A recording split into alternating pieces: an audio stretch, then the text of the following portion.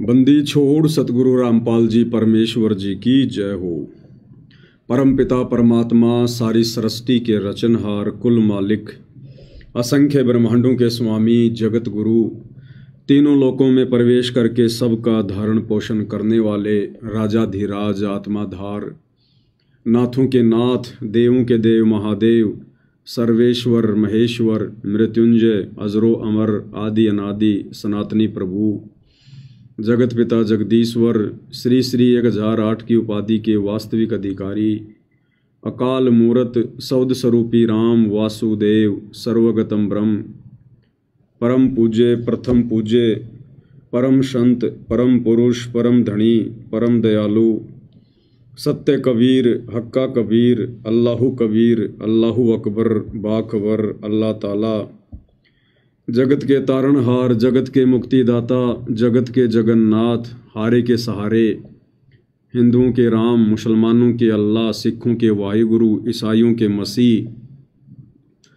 दया के सागर दयानिधि करुणा के सागर करुणानिधि स्वयंभू परिभू संकट मोचन कष्ट हरण मंगल करण दुख भंजन अविगत कबीर निर्विकार निर्विषम परमात्मा अलय अलेख सतगुरु आदि अनादि सतगुरु असली मर्यादा पुरुषोत्तम असली राम असली कृष्ण असली घनश्याम असली मुरारी राजाओं के राजा महाराजाओं के महाराजा शहंशाहों के शहंशाह सम्राटों के सम्राट भगवानों के भगवान अल्लाहों के अल्लाह प्रभुओं के प्रभु मसीहाओं के मसीह सच्चे वाहिगुरु बाबाओं के बाबा पीरों के पीर सेठों के सेठ जगत सेठ सावड़सा सेठ सर्वगुण संपन्न अनंत कोटि कलाओं के स्वामी अनंत कोटि ब्रह्मांडों के नायक योगियों में महायोगी ध्यानियों में महाध्यानी सिद्धों में परम सिद्ध ज्ञानियों में तत्व ज्ञानी ब्रह्म ज्ञानी महाज्ञानी परम ज्ञानी सर्वश्रेष्ठ ज्ञानी विज्ञानी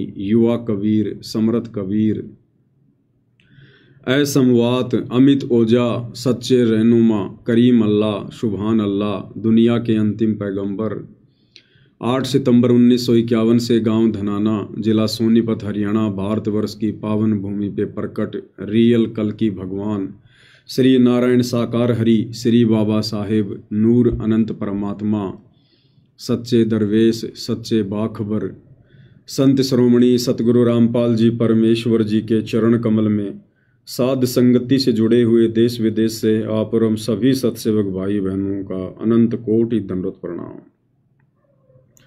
सत्साई भाई और बहनों, बहुत बड़ी दया बहुत बड़ी मेहर पूज्य गुरुदेव भगवान की परमेश्वर रामपाल जी की, जिनके शुभ आशीर्वाद से विशेष आशीर्वाद से अपनी आत्मा के कल्याण हेतु गुरुदेव भगवान के अमर तत्व ज्ञान को आधार बनाकर हर प्रकार से संघर्ष करते हुए और निरंतर इस भक्ति मार्ग पर हम आगे की ओर बढ़ रहे हैं। तो भाई और बहनों, इस कलयुग की बिचली पीढ़ी में वर्तमान समय में ये विशेष वीआईपी रजा है और ये विशेष वीआईपी रजा परमपिता परमेश्वर कबीर साहिब सतगुरु रामपाल जी भगवान अपनी विशेष वीवीआईपी आत्माओं पर ही बख्शेंगे। सबके भाग में नहीं होती है सतगुरु की मेहर। परमात्मा कहते हैं सब कुछ गुरु के हाथ है और पाइए अपने भाग, यानी सतगुरु के पास में सब कुछ है। वो सृष्टि का उत्पत्ति करता है, सबका भरण पोषण करने वाला है, लेकिन उस संपूर्ण समर्थ सतगुरुदेव भगवान से आत्माएं जो भी कुछ प्राप्त करती हैं वो अपने संस्कार वश करती हैं, अपने भाग्य वश करती हैं। सकल पदार्थ है जगमाही और भाग बिना नर पावे नाही, कर्महीन नर पावे नाही। तो भाई और बहनों, जो आत्माएं सतगुरुदेव भगवान के द्वारा इतना ज्ञान देने के बावजूद भी और 2014 के बाद से साध संगतियों के माध्यम से भी परमात्मा इतने संदेशे दिलवा रहे हैं। आज देश विदेश में परमेश्वर रामपाल जी की संगत में, चाहे वो लाखों में हो चाहे वो करोड़ों में हो, कोई भी व्यक्ति ये नहीं कह सकता कि मेरे तक साध संगति के वीडियो नहीं पहुंचे होंगे। किसी न किसी माध्यम से परमेश्वर ने पिछले 8-10 वर्षों में अपनी हर एक आत्मा तक ये संदेशा जरूर पहुंचाया है कि भैया निर्णय कर ले, नीर खीर का निबेरा कर, तेरे ऊपर कोई बंदिश नहीं है, कोई पाबंदी नहीं है। आत्मा को परमात्मा ने सदा से स्वतंत्र रखा है। डराता हमें काल है, बंदिशों में, बंधनों में हमें काल बांधता है। सतगुरु नहीं बांधते, परमात्मा नहीं बांधते। अगर इस आत्मा को परमात्मा ने बंधनों में रखना होता तो हम कभी भी सतलोक से इस काल के लोक में नहीं आते। जब हमने सतलोक में काल के ऊपर आसक्ति व्यक्त की, स्व इच्छा से काल के साथ इस लोक में आने की इच्छा जाहिर की, तो परमेश्वर ने हमें रोका नहीं, हमें अपने पराधीन नहीं रखा, क्योंकि आत्मा स्वतंत्र है। और मालिक ने कहा कि भाई जो अपनी इच्छा से जाना चाहता है उसको मैं भेज सकता हूं, अन्यथा वो परमात्मा एक डांट मारता। अगर एक बार ये कह देता कि दोबारा ऐसी हिम्मत मत करना इसके साथ जाने की बात कहकर, तो कोई भी आत्मा हाथ नहीं खड़ा करती, दोबारा जिंदगी में कभी कोई मुंह भी नहीं करता इधर। लेकिन भाई और बहनों, परमात्मा ने जब सतलोक में आत्मा को स्वतंत्र रखा हुआ है, तो इस काल लोक में भला आत्मा को कैसे परतंत्र रखेंगे? स्वतंत्र ही रखेंगे। तो परमेश्वर यानी गुरुदेव भगवान कभी किसी की वीडियो देखने से मना नहीं करते, कभी किसी के विचार सुनने से मना नहीं करते। उल्टा गुरुदेव भगवान तो हमें ये शिक्षा देते हैं कि कहे कबीर सोई जन मेरा, जो नीर खीर का करे निवेरा। परमेश्वर रामपाल जी कहते हैं कि मेरी नेक आत्मा, मेरी अच्छी आत्मा, मेरी ज्ञानी आत्मा वही है जो दोनों पक्षों की बातों को सुनकर फिर कोई निर्णय करे। एक पक्ष की बात को सुनकर कभी हम जज नहीं कर सकते, निर्णय नहीं कर सकते। स्वयं गुरुदेव भगवान ने हमारे को भिन्न भिन्न साधु संत महात्माओं के प्रवचन सुनाकर, सत्संग सुनाकर भक्ति मार्ग पर दृढ़ किया है, तैयार किया है। जब तक हम दूसरे के पैकेट में रखी हुई वस्तु को देखेंगे नहीं, हमें क्या पता चलेगा उस पैकेट में नकली वस्तु है या फिर असली वस्तु है। तो सतगुरुदेव भगवान ने अपने किसी भी भगत को मना नहीं किया कि तुम किसी की वीडियो मत देखना, बस मेरे सत्संग सुनना। अगर ऐसा करना होता तो फिर परमात्मा अपने भक्तों की जेब में मोबाइल नहीं डालता, ये यूट्यूब और फेसबुक नहीं देता जिस पर दुनिया भर के वीडियो आते हैं, अच्छे भी बुरे भी, साधु संतों के भी। अगर परमात्मा ने हमें डरा के धमका के अगर रखना होता तो आज सबकी जेब में परमात्मा मोबाइल नहीं डालता। अब सबकी जेब में मोबाइल है तो सब लोग स्वतंत्र हैं, सब लोग स्वतंत्र हैं। तो हमें डरा कौन रहा फिर वर्तमान में गुरुदेव भगवान का आदेश बताकर कि अगर साध संगति की वीडियो देखोगे, पवन दास की वीडियो देखोगे तो तुम्हारा नाम खंड हो जाएगा, तुम गुरुद्रोही घोषित कर दिए जाओगे, तुम्हें आश्रम में एंट्री नहीं दी जाएगी। तो भाई और बहनों, ये डराने का, भयभीत करने का काम काल का है। तो जो काल प्रेरित आत्माएं हैं, जो गुरु को मानुष मानते हैं, गुरुदेव भगवान के जो नज़दीकी हैं, जो करीबी हैं, उनके बेटा बेटी, भाई बंधु, रिश्तेदार, चंद आश्रम संचालक, ये कोऑर्डिनेटर, इनको डर है, इनको भय है, क्योंकि इनको अपने सतगुरु पर विश्वास नहीं है। ये रोजी रोटी के लिए, अपने बच्चों के पेट पोषण के लिए संगत के दान पर निर्भर हैं, संगत के पैसे पर निर्भर हैं, ज्योति पाठ के पैसों पर निर्भर हैं। इसलिए इन काल प्रेरित आत्माओं को ये डर है, ये भय है। यदि संगत ने साध संगति के वीडियो देखना शुरू कर दिए तो फिर आश्रमों में कौन आएगा? सबको पता चल जाएगा कि भाई जब तक गुरुदेव भगवान नहीं आते हैं तब तक घर बैठ के भक्ति करो। आश्रमों में क्या है, सतगुरु थोड़ी बैठे हैं। आश्रमों में भी तो फोटोएं लगी हैं, वहां भी तो एलईडी पर सत्संग चलते होंगे, तो वो सुविधा तो हमारे घर पर भी है। आश्रम किस चीज़ के बने हैं? मिट्टी के, पत्थर के, ईंट के, चूने के। हमारे घर भी उसी मटेरियल से बने हैं। फोटोएं हमारे घर में भी हैं, दरबार साहिब हमारे घर पर भी है, सत्संग हमारे मोबाइल में भी हैं, टीवी हमारे घर पर भी लगा हुआ है। तो भला फिर हम आश्रम में जाके क्या करेंगे जिस आश्रम में हमारे भगवान नहीं है? तो इन लोगों को ये चिंता हो रही है भाई और बहनों, चिंता कि अगर संगत ने साध संगति की वीडियो देखने शुरू कर दिए तो मुश्किल से 2 या 4 वीडियो काफ़ी हैं आश्रमों से रिश्ता समाप्त करवाने के लिए, क्योंकि साध संगति की वीडियो में सत्यता है, परमाणु के साथ में बात कही जाती है, वो आबाई नहीं बकी जाती, मनमाना आचरण नहीं थोपा जाता।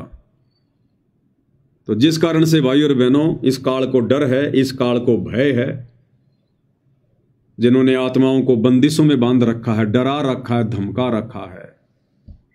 अन्यथा गुरुदेव भगवान का तो सीधा सीधा फॉर्मूला है, कहे कबीर सोए जन मेरा, जो नीर खीर का करे निवेरा। हंस, हंस कौन होता है? गुरुदेव ने बताया, एक पात्र में 1 किलो जल और उस जल में 1 किलो यदि दूध डाल दिया जाए, दोनों को अच्छे से मिक्स कर दिया जाए, तो हंस को परमेश्वर की तरफ से गॉड गिफ्ट है। एक ऐसी उसको परमात्मा ने एक वो तकनीक दी हुई है, शक्ति दी हुई है, वो उस पानी मिले हुए दूध को पी लेगा। कोई फिल्टर मशीन नहीं है, कुछ नहीं है, गॉड गिफ्ट है, परमात्मा की तरफ से उसको एक पावर है, एक शक्ति है। अपनी चोंच डालेगा और जिस पात्र में दूध और पानी आपस में मिले हुए हैं, वो दूध को पी लेगा और पानी को छोड़ देगा। तो सतगुरु रामपाल जी भगवान से, इस कबीर भगवान से उपदेश लेने के बाद, उनका तत्व ज्ञान सुनने और समझने के बाद, भगत आत्मा एक हंस की श्रेणी में आ जाती है और फिर वो नीर खीर का निवेरा करना शुरू कर देता है।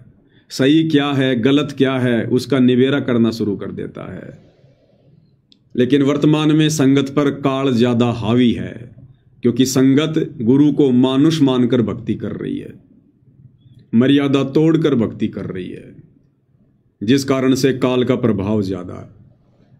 अब सोचिए भाई और बहनों, परमेश्वर रामपाल जी की 90% सतलोक आश्रमों से जुड़ी संगत आज सही और गलत का निर्णय करने से डर रही है, भयभीत है।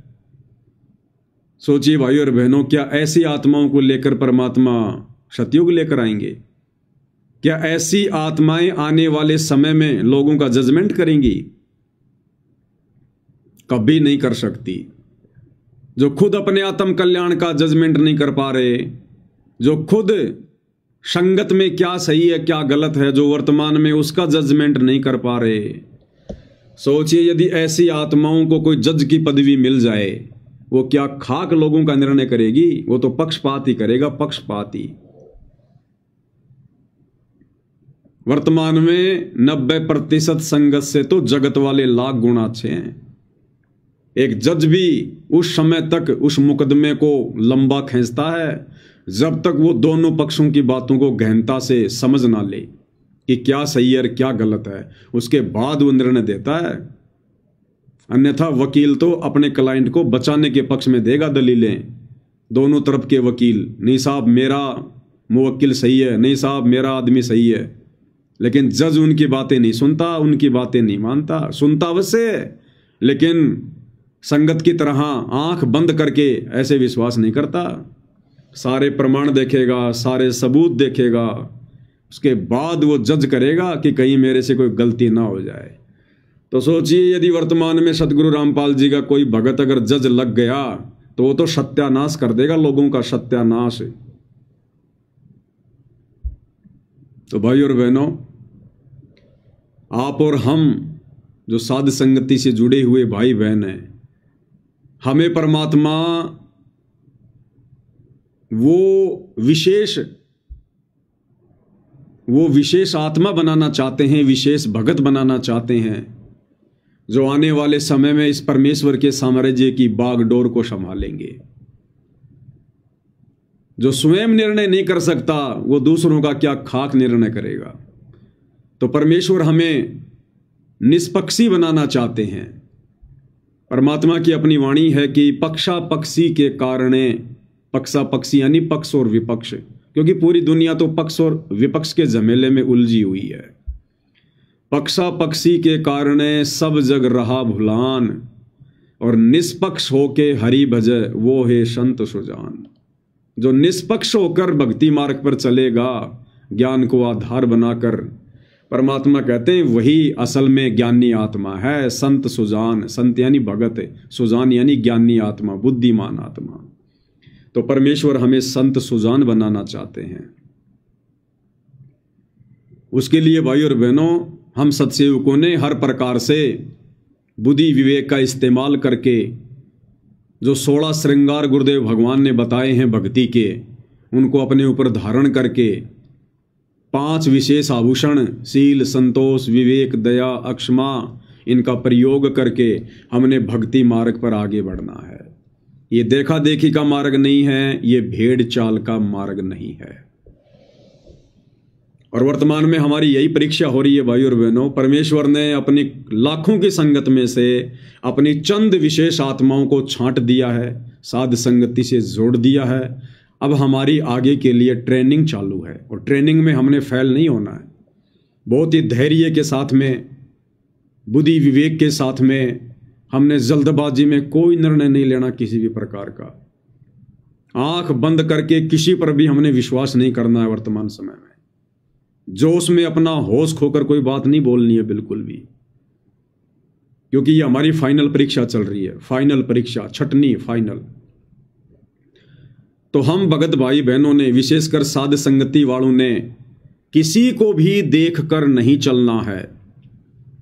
किसी को भी।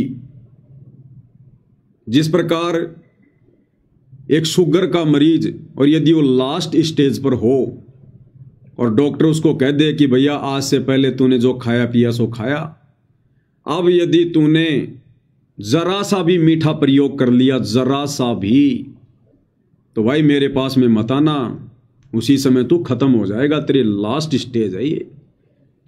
उसके बाद भाई और बहनों, वो शुगर का पेशेंट घर पर रहे, चाहे अपनी रिश्तेदारी में जाए, चाहे किसी फंक्शन में जाए, वो खाने पीने को लेकर कितनी सावधानी बरतेगा। उसके सामने यदि दाल भी परोस दी जाए,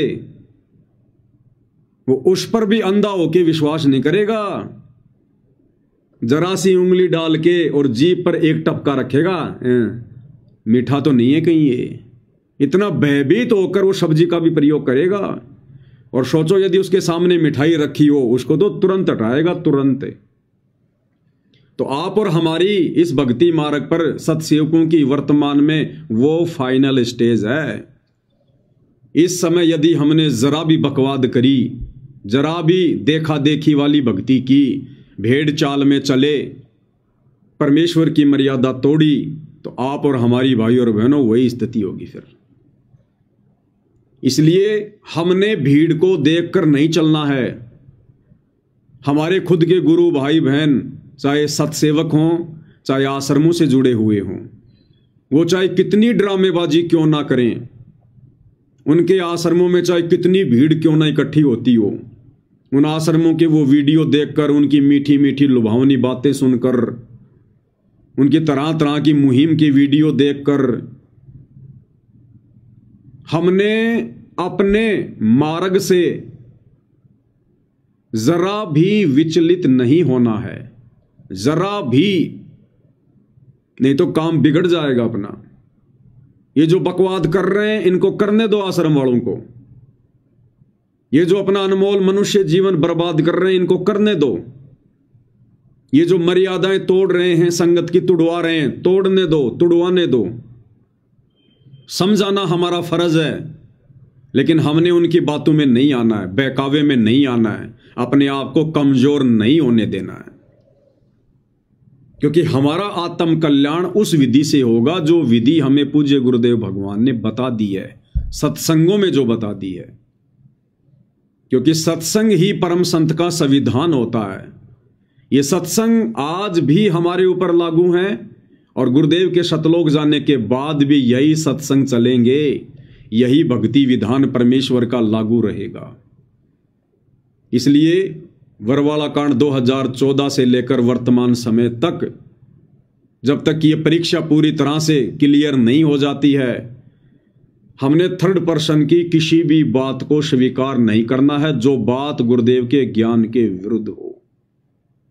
बिल्कुल गांठ बांध लेनी हमने।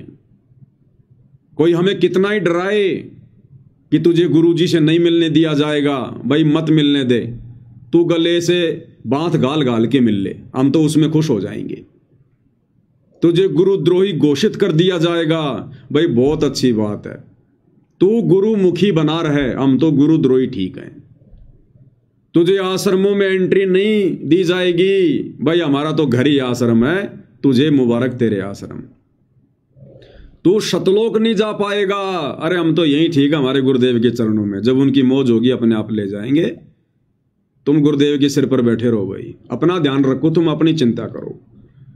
तेरी मर्यादा टूट गई है, तेरा नाम खंड हो गया है, ठीक है भैया, तू मत टूट जाना, तू खंड मत हो जाना, हमारी चिंता मत कर, हम तो जैसे भी हैं सतगुरु के चरणों में पड़े हैं। लड़ना भी नहीं, झगड़ना भी नहीं, डरना भी नहीं, और अपने शास्त्र अनुकूल शत भक्ति मार्ग से विचलित भी नहीं होना है। भाई और बहनों, परमात्मा हमें बाईपास निकाल रहे हैं, बाईपास साध संगति के माध्यम से। अगर गुरुदेव भगवान अपनी विशेष रजा बख्श के अगर ये साध संगतियां शुरू ना करवाते, आज सतगुरु रामपाल जी परमेश्वर की संगत में एक भी आत्मा भगत कहलाने के लायक नहीं होती, भगत कहलाने के लायक। वही 650 साल पहले वाली स्थिति हो जाती परमात्मा के सामने जब वो मगर से गए थे, वही स्थिति। क्योंकि आश्रम वाले तो अपना सत्यानाश करवा चुके हैं, उनके तो 650 साल पहले वाली स्थिति है। वही लड़ाई झगड़े, मार पिटाई, गाली गलोच, मर्यादाहीनता। जिस प्रकार जब परमात्मा मगर से सशरीर शतलोक जाने की लीला जो है वो करने वाले थे, तो उससे पहले परमात्मा ने देखा कि वीर सिंह बघेल और बिजली खान पठान दोनों आपस में लड़ने मरने को तैयार थे। जबकि गुरुदेव ने बताया कि राजा वीर सिंह को तो शार शब्द भी दे दिया था, शार शब्द भी। और शार शब्द प्राप्त आत्मा के हाथ में तलवार कैसे आ जाएगी? उस राजपथ को ठोकर मार देगा वो 2 मिनट में। उसकी हालत तो पकी हुई सरसों के जैसी हो जानी चाहिए, वो तो चींटी को भी नहीं सता सकता। और वो खड़े थे वहां पर सीना तान के कि एक बार कबीर जी मर जाएं, उसके बाद बताएंगे इनको हम क्या हैं। तो भाई और बहनों, इन सतलोक आश्रम वालों की, इन कोऑर्डिनेटरों की, आश्रम संचालकों की, गुरुदेव के परिवार की आज भी वीर सिंह बघेल और बिजली खान पठान वाली स्थिति है। इनको कोई कॉमन सेंस भी नहीं है, भक्ति मार्ग की कॉमन सेंस भी। तो यदि परमात्मा साथ संगतियां शुरू ना करवाते तो आज परमेश्वर रामपाल जी की संगत में कोई भक्ति बीज नहीं होता, भगत बीज। तो परमेश्वर ने अपनी 30 साल की मेहनत से जो एक बगीचा लगाया था, अब परमेश्वर ने अलग से अपने पेड़ पौधे छांट के साध संगति रूपी एक बगीची तैयार की है परमात्मा ने। बाकी तो संगत में कुसंगत उपज चुकी है, बाकी बगीची को तो कीड़ा लग चुका है, गड़ चुकी है, वो दीमक लग चुकी है उनको। ये सत्सेवक भाई बहन है परमेश्वर के हीरे मोती। तो भाई और बहनों, हमने अपने आप को टूटने नहीं देना, डगमग नहीं होने देना। समय समय पर परमात्मा दास के माध्यम से आप भाई बहनों को जागृत करवाते रहेंगे। गलतियां करने की कोई गुंजाइश नहीं होनी चाहिए।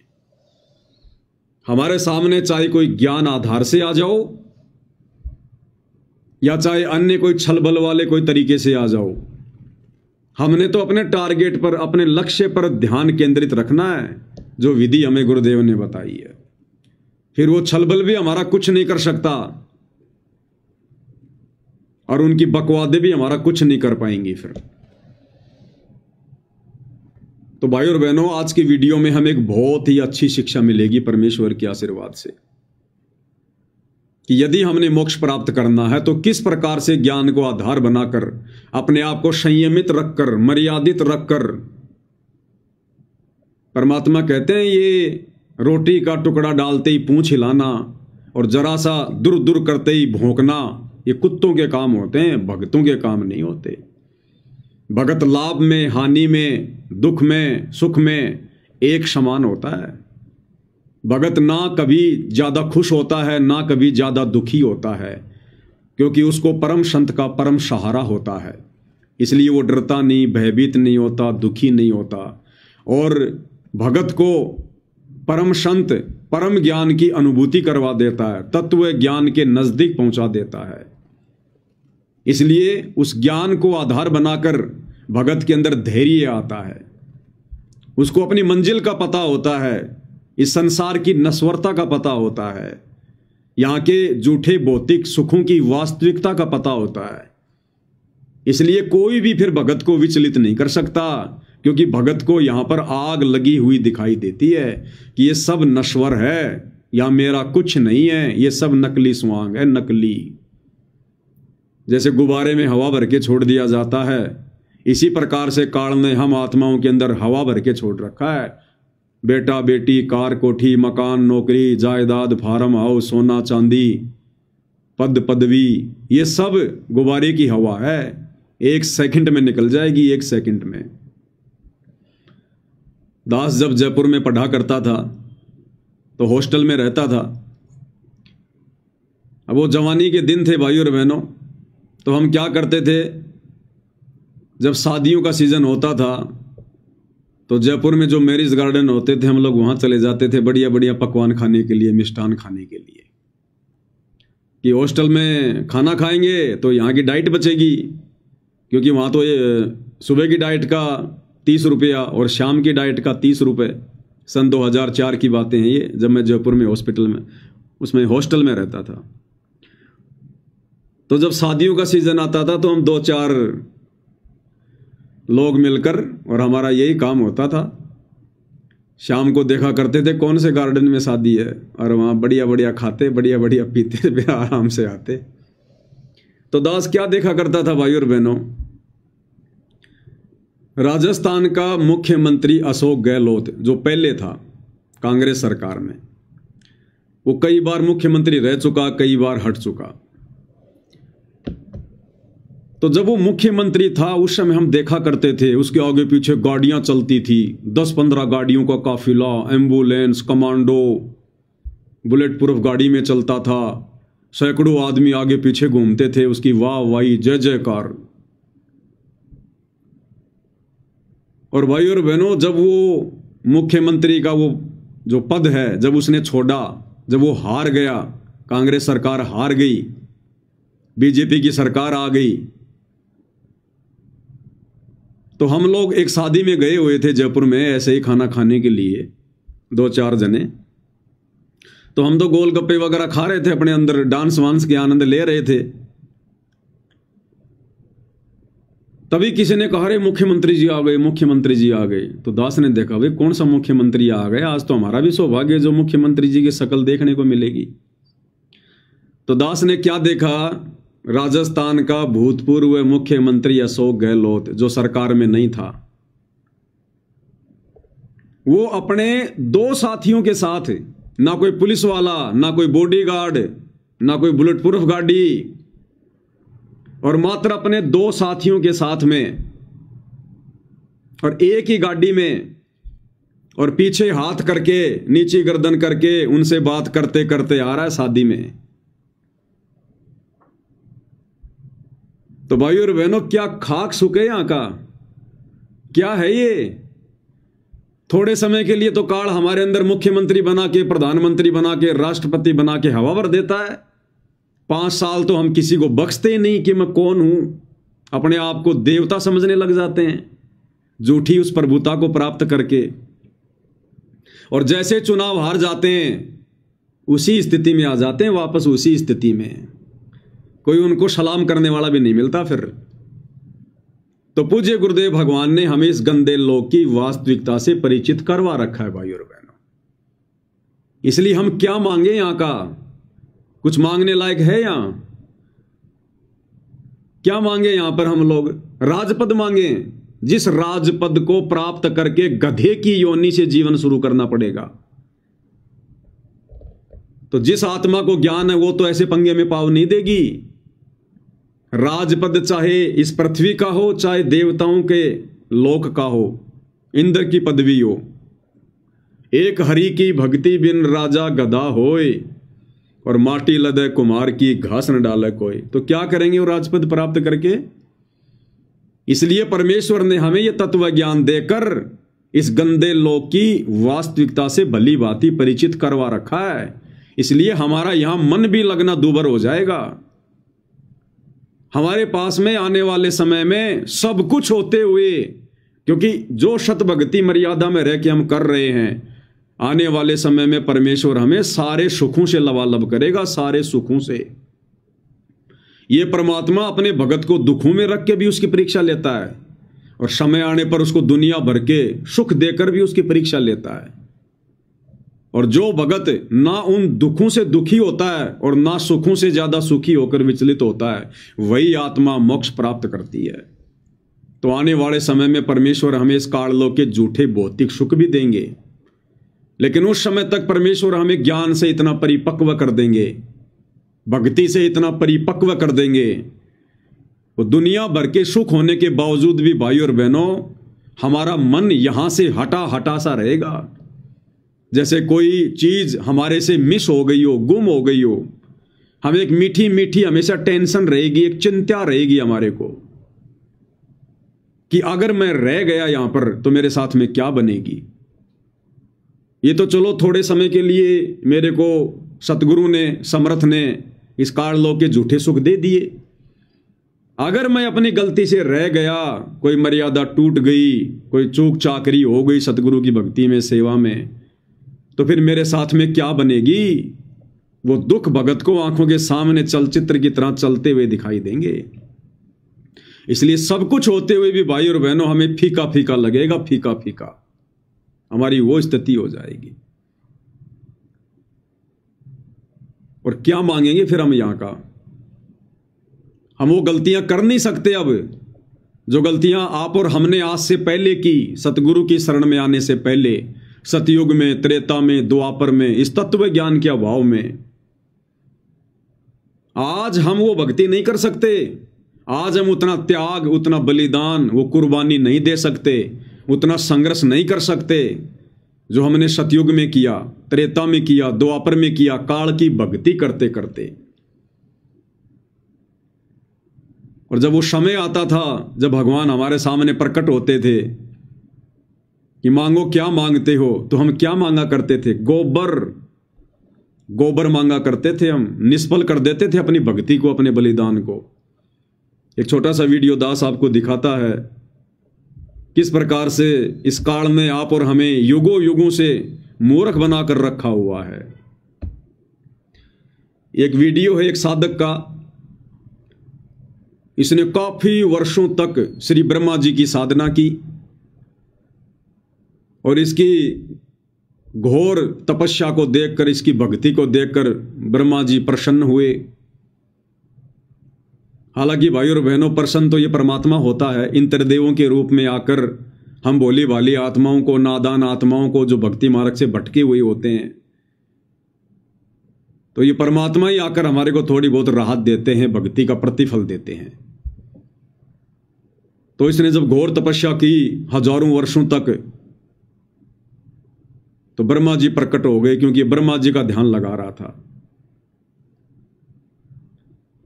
और ब्रह्मा जी ने कहा कि वत्स, मैं तुम्हारी तपस्या से प्रसन्न हुआ, मांगो मांगो, क्या मांगते हो? तो इस नादान प्राणी ने, क्योंकि ऐसी गलती आप और हम भी भाई और बहनों लाखों बार, असंख्यों बार कर चुके हैं, तो इस नादान प्राणी ने क्या कहा पता है ब्रह्मा जी को? हे पितामह, आपने मुझे 2 बार कहा है मांगो मांगो, मैं 2 वरदान मांगूंगा, 2 वरदान। ब्रह्मा जी ने कहा कि मांग भाई, तो 2 मांग ले। बोला पहला वरदान तो मुझे ये दो, पृथ्वी, पाताल और स्वर्ग तीनों लोकों में मेरी विजय हो। ये गधा बनने वाला वरदान मांगा इसने, गधा बनने वाला, क्योंकि तीनों लोकों पर विजय प्राप्त करके। अब विजय कैसे प्राप्त करेगा?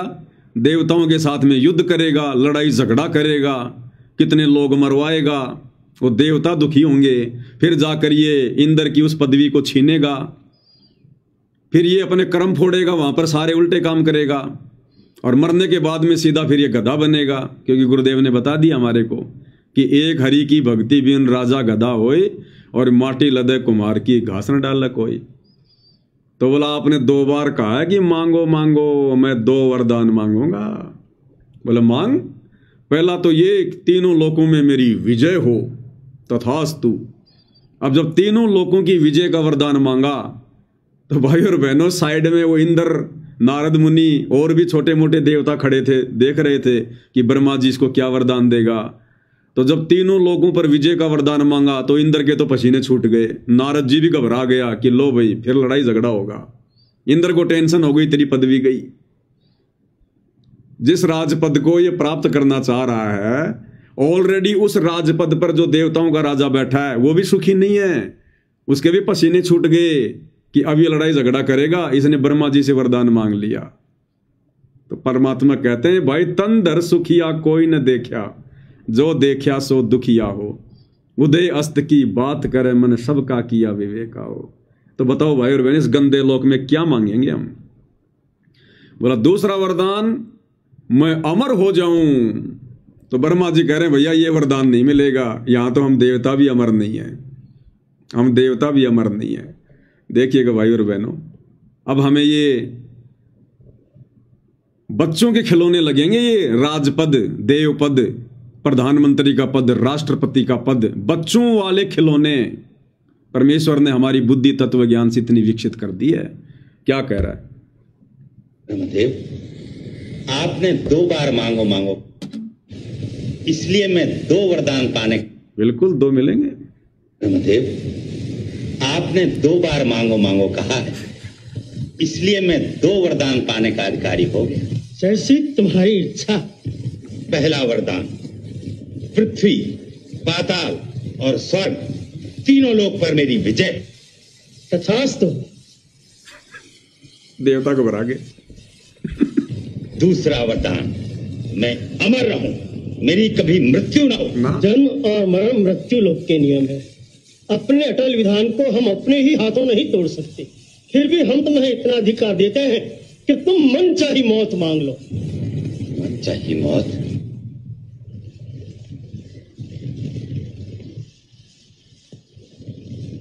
ब्रह्मदेव अगर मेरी मृत्यु भी हो तो केवल महाकाल के पुत्र के हाथों। तथास्तु।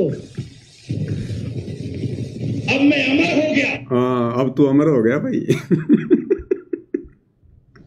अब देखो भाई और बहनों, ऐसे पता चलता है कि बातों बातों में गुरुदेव भगवान ने आप और हमें अध्यात्म की किस चोटी पर पहुंचा दिया है, हमें किस भक्ति की उस पराकाष्ठा पर पहुंचा दिया है। सतगुरुदेव भगवान के दोनों बेटे मनोज और वीरेंद्र राजनेताओं की रैलियों में धक्के खा रहे हैं, राजनेताओं से हाथ मिलाने को बहुत बड़ा मानते हैं। और ये नादान संगत जो सतलोक आश्रमों से जुड़ी है, कभी नरेंद्र मोदी की रैली में भाग रही है, कभी किसी नेता के जन्मदिन में भाग रही है। और इधर हम सत्सेवक भाई बहन, अगर खुद भी ब्रह्मा विष्णु महेश तीनों देवता आकर यदि हाथ जोड़कर कहें कि भक्तों आज से तीनों इन पदवियों को, रजगुण वाली पदवी, तमगुण वाली, सतगुण वाली, ये तीनों पद आप लोग प्राप्त करो निर्विरोध, कोई चुनाव नहीं, कोई इलेक्शन नहीं। हम लोग अपनी एडी की ठोकर पे रख के चलेंगे वो तीनों राजपद ब्रह्मा विष्णु महेश जी के, कि नहीं चाहिए भैया हमें राजपद, जिस राजपद को प्राप्त करके फिर 84 लाख में गधा बनना हो। ठोकर मार के चलेंगे हम, इंद्रदा राज कागदा बिष्टा ना होगा इंद्राणी नो।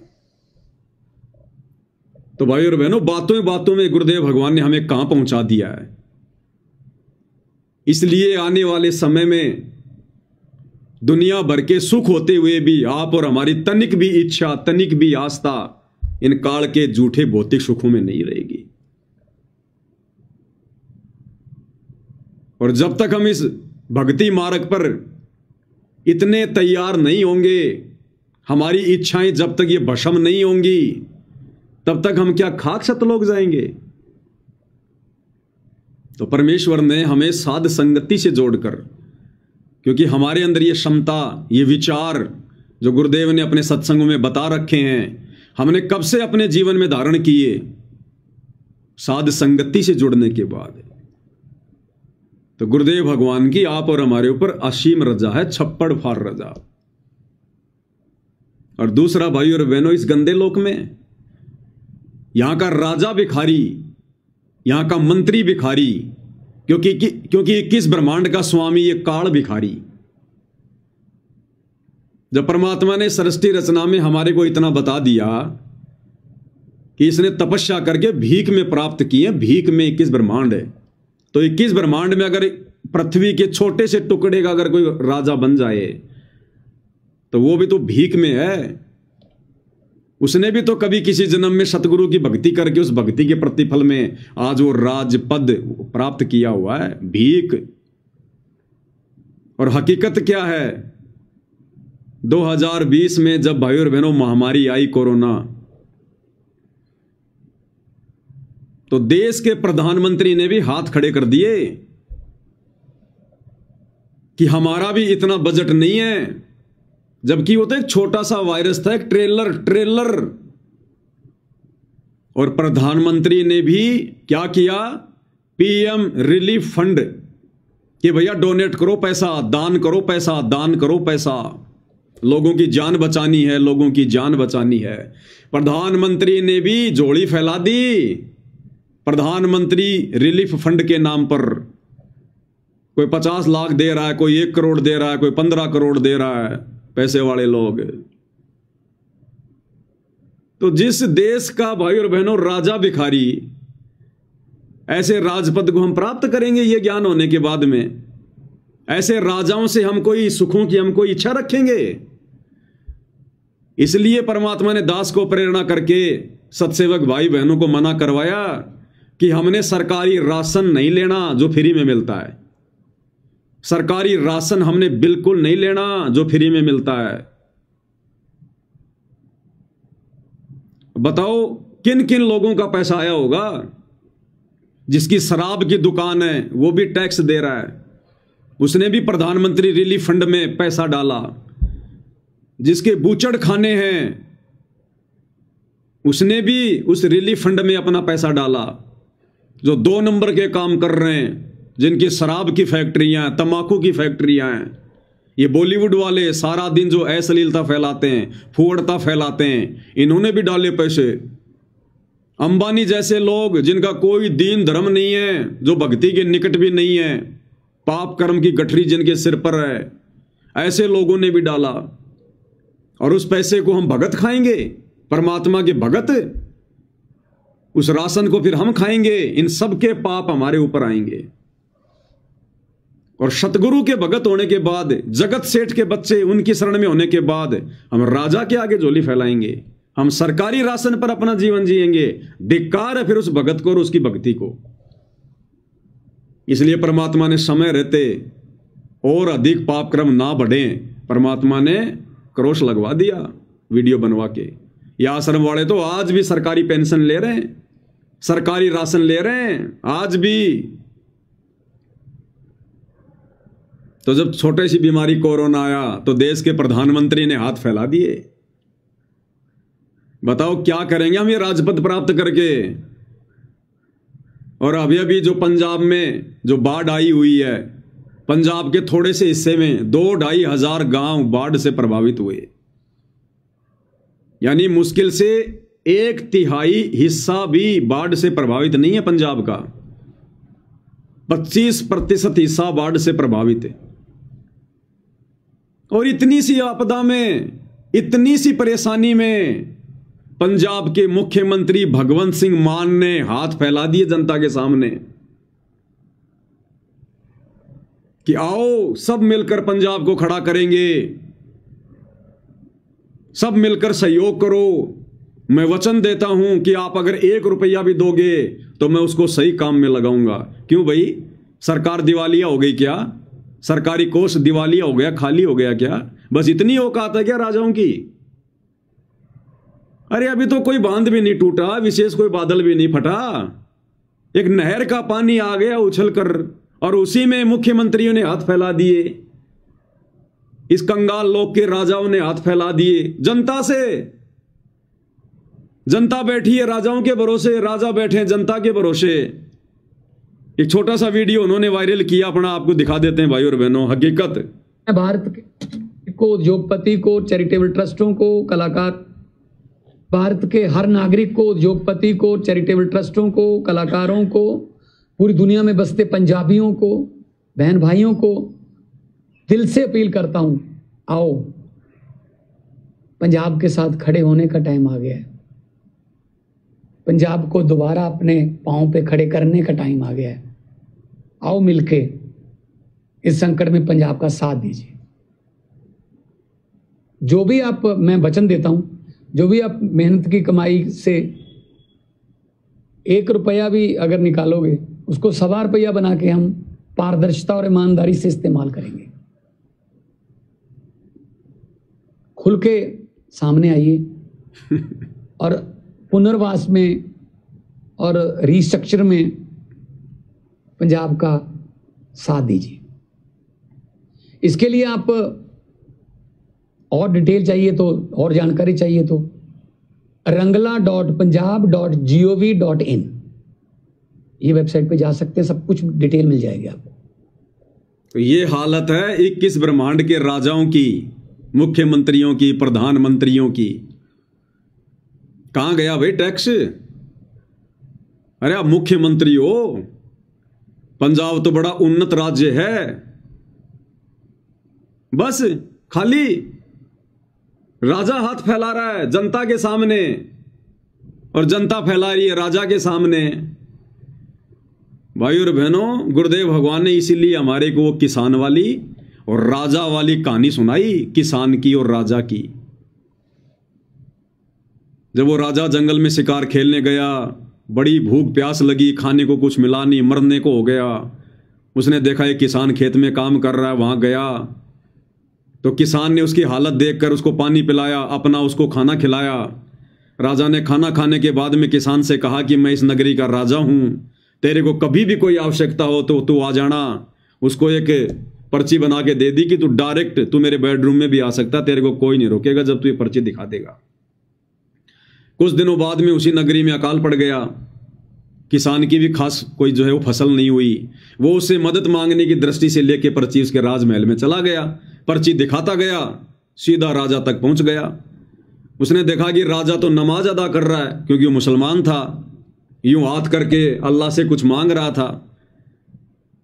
तो जब वो कार्यक्रम समाप्त हो गया तो राजा ने उसको पहचान लिया कि आओ मित्र, आओ आओ आओ।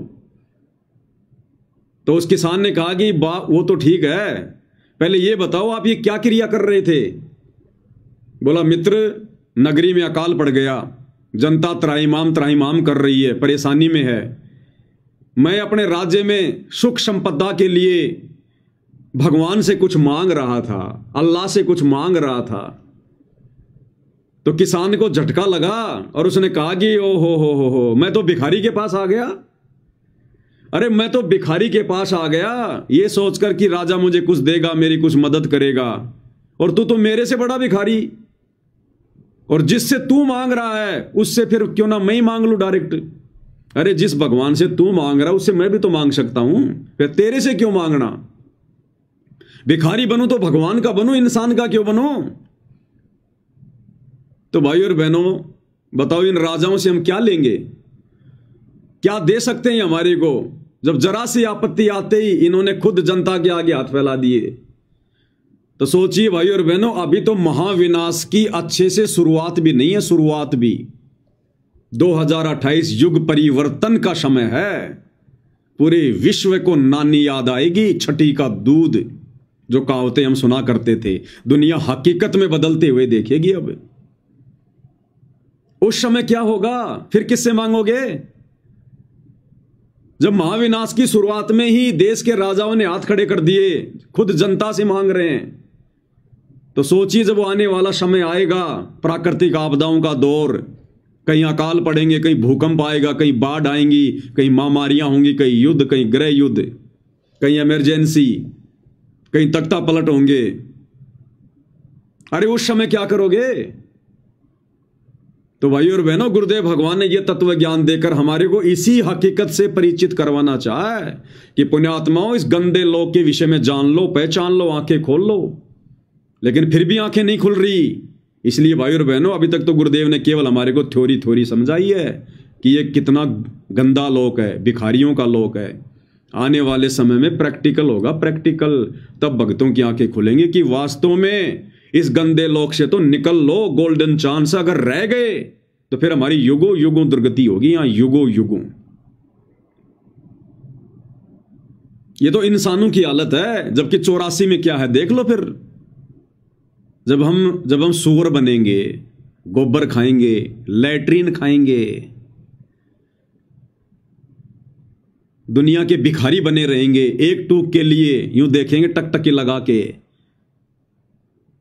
और कुत्ते का पेट तो इंसान से जब तक डबल रोटी नहीं खा लेता तब तक भी नहीं भरता, और इंसान उसको एक टुकड़ा डालेगा, इतना सा एक टुकड़ा, और वो भी नीचे। और गुरुदेव कहते हैं उस एक टुकड़े के साथ में वो 10 ग्राम साथ में वो मिट्टी भी खाएगा। और कोई 50 घर जाएगा, फिरेगा रोटी के टुकड़े के लिए, कहीं जूत मिलेंगे, कहीं एक आधा टूक मिलेगा, पेट तो भरेगा नहीं। फिर लास्ट में खेतों में जाके गोबर खाएगा, टट्टी खाएगा फिर। और सूअर तो पूरी जिंदगी गटर में नाक रगड़ता रहता है। तो फिर ये दुर्गति होगी हमारी, फिर युगों युगों, एक बार नहीं, 2 बार नहीं, युगों युगों। तो परमेश्वर हमें इतना दृढ़ कर देंगे साथ संगति से जोड़कर, इतनी ज्ञान आधारी आत्मा बना देंगे। उसके बाद भाई और बहनों, परमात्मा हमें सुख देंगे, जिन सुखों को हमने वर्तमान में देखा भी नहीं होगा, वो सुख देगा भगवान हमें, गुरुदेव। लेकिन उससे पहले परमात्मा हमें ज्ञान से इतना परिपूर्ण करेगा कि वो माया हमें किसी भी प्रकार से चोटिल ना कर सके, हमें किसी भी प्रकार से हानि ना पहुंचा सके। तब तक गुरुदेव भगवान हमारे को इस माया के गुण अवगुणों से, लाभ और हानि से परिचित करवा देंगे कि कहां ये तेरे को लाभ देगी, कहां ये तेरे को ठगेगी। तो थोड़ा सा धैर्य रखना चाहिए हम भक्तों ने, जल्दबाजी नहीं करनी चाहिए कि मुझे कोई लाभ नहीं हो रहा, मुझे कोई फायदा नहीं हो रहा। और आने वाले समय जब लाभ ही लाभ होंगे, फायदे होंगे, फिर हम पछताएंगे अपने उन शब्दों के लिए, अपनी उस सोच के लिए जो वर्तमान में हम कह रहे हैं कि मुझे कोई फायदा नहीं हो रहा, मुझे कोई लाभ नहीं हो रहा, क्योंकि हम परमात्मा की प्रोसीजर से वाकिफ नहीं है। गुरुदेव ने बताया, यदि आपने खेत में गेहूं का बीज डाल दिया तो गेहूं से पहले चारा होगा, चारा, पशुओं का चारा, और बिन मांगे होगा और जबरदस्ती होगा। उस चारे के बिना गेहूं तैयार हो ही नहीं सकता, ऊपर वो बाली तैयार हो ही नहीं सकती। वो गेहूं निकल के आपके खेत में बाद में गिरेगा, पहले चारा गिरना शुरू हो जाएगा। जब आप गेहूं की पूलियां दोगे उसमें थ्रेसर में, तो गेहूं के दाने बाद में गिरेंगे, पहले खेत में चारा गिरना शुरू होगा। तो इस परमेश्वर की ये जो शत भक्ति हम कर रहे हैं, अगर धैर्य के साथ, विश्वास के साथ, मर्यादाओं के साथ, गुरु को परमात्मा मानकर, मोक्ष को ध्यान में रखकर, तो भाई और बहनों, मोक्ष तो मिलेगा ही मिलेगा। लेकिन जब तक जिएंगे ये चारा परमात्मा इतना दे देगा, इतना दे देगा, हमने खेत में छोड़ना पड़ेगा, खेत में। ये बस बहुत हो गया, इससे ज्यादा नहीं चाहिए। गुरुदेव कहते हैं मैं तुम्हारे हाथ खड़े करवा दूंगा, हाथ खड़े, कि भगवान अब और नहीं चाहिए, परमात्मा बस और नहीं चाहिए। लेकिन उसके लिए भाई और बहनों हमने थोड़ा धैर्य रखना पड़ेगा, और भक्ति और मर्यादा ये हमारे अस्त्र शस्त्र हैं, इनको हमने बहुत ही संभाल के, जो सैनिक होते हैं बॉर्डर पर,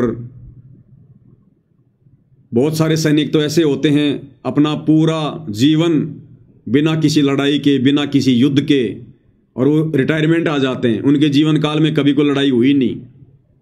लेकिन उसके बावजूद भी उनको जो हिदायत दी जाती है, वो सप्ताह में एक बार या 15 दिन में एक बार अपने उन हथियारों को जरूर साफ करते हैं, उनकी देख रेख, उनकी रखवाली जरूर करते हैं वो। भले लड़ाई हो या ना हो, लेकिन हथियारों को वो हमेशा वो तैयार रखते हैं, ना जाने कब इनको काम में लेना पड़ जाए। तो इसी प्रकार हमारे जो हथियार हैं, ये भक्ति और मर्यादा, हमने इनको हमेशा तैयार रखना है। जंग नहीं लगने देनी, मर्यादा नहीं टूटने देनी। अगर मर्यादा टूट गई तो फिर ये भक्ति रूपी बंदूक किसी काम की नहीं है, फिर नहीं काम करेगी ये। तो हमने भाई और बहनों इस प्रकार से इस गंदे लोक की सच्ची और वास्तविकता से परिचित होकर इस भक्ति मार्ग पर बढ़ना है। संसार को नहीं देखना, दुनिया नहीं देखनी, ये आड़ोसी पाड़ोसियों को नहीं देखना। आज वो कितनी मौज मस्ती कर रहे हैं, कितना बड़ा मकान बना लिया, कितनी बड़ी गाड़ी ले आया, किसी का लड़का बड़ा ये अधिकारी बन गया तो बन गया, उसका भाग्य भैया, बनेगा, हम क्या करेंगे उसमें। अपनी पूर्व जन्म की भक्ति की मड़ाई खा रहा है, देगा भगवान उसको। हम क्यों जले, हम क्यों कटे किसी से, हम क्यों अपना कर्म फोड़े। उसने किसी जन्म में भगवान की भक्ति की है, परमात्मा देगा उसको। हमें भी ना जाने किसी किसी जन्म में क्या क्या दिया भगवान ने। तो हमसे जो लोग द्वेष किया करते थे, तो क्या उनके द्वेष करने से भगवान ने कोई कमी छोड़ी? वो तो देगा भगवान। जिन हरि जैसा सुमरिया ताको तैसा लाभ, तो परमात्मा देगा उसको। तो साहेब हकना राक्षसी जब मांगो तब दे, सोया तो निष्फल गया जाग्या सो फल ले। तो इस कदर भाई और बहनों हमने इस सत भक्ति मार्ग पर एक एक कदम फूक फूक के रखना, फूक फूक के।